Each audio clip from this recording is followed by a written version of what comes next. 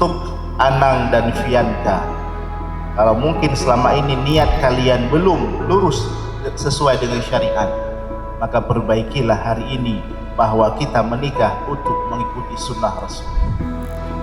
Proses ibadah yang paling lama dibandingkan dengan ibadah-ibadah yang lainnya, maka pernikahan adalah ibadah yang waktunya paling lama.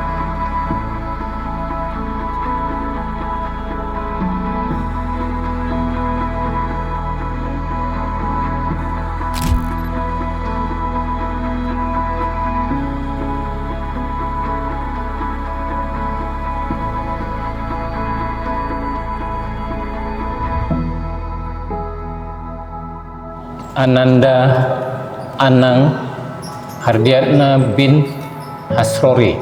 Ya.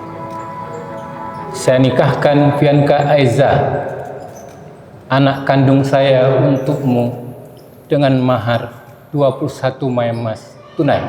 Saya terima nikahnya Fianka Aiza, anak kandung ayah, untuk saya dengan mahar 21 mayem emas tunai.